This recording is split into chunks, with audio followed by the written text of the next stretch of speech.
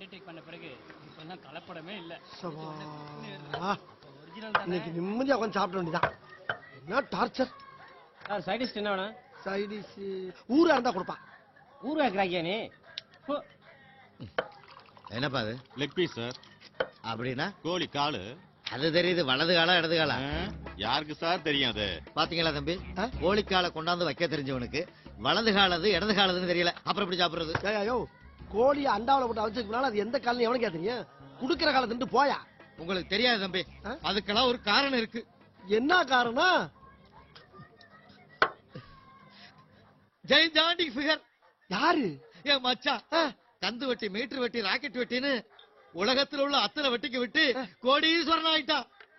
இந்த சொத்தெல்லாம் நாலா பக்கமும் செதறி போயிடக்கூடாதுன்னு என்னோட பிறந்த அக்கா தங்கச்சி 4 பேரை வளைச்சு வளைச்சு கட்டி வச்சேன்.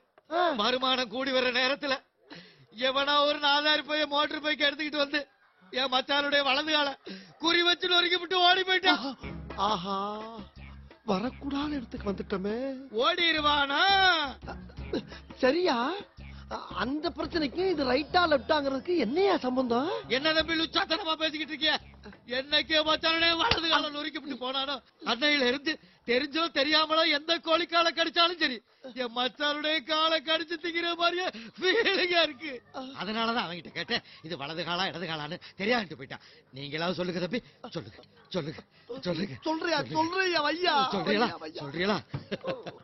மச்சா தம்பி தம்பி தம்பி, என் மச்சான் சொல்றான் அவனோட வலது காலம் மட்டும் வெட்டினா போதுமா, அதுல என்ன கஞ்சத்தனம், எல்லா காலையும் வெட்ட வேண்டியதானே. ஆனா எங்க அக்கா கிட்டிக்காரி அவன் சொன்னா அவனை கொண்டாந்து நேர நிறுத்தி நடு மண்டையில இருந்து வெட்டி 2ஆ பிளந்துருன்னு. அது கரெக்ட் தானே தம்பி? கரெக்ட் தானே? கரெக்ட் தானே? சொல்லுப்பா சொல்லுப்பா சொல்லுப்பா. என் மச்சான் அவனுடைய மூஞ்சிய பாதி வரைஞ்சிட்டான், இன்னும் மீதி வரைஞ்சிட்டான்னு வை, அவனுடைய முகரையை கட்டுப்பிடிச்சு 2ஆ பிளந்துருவேன்.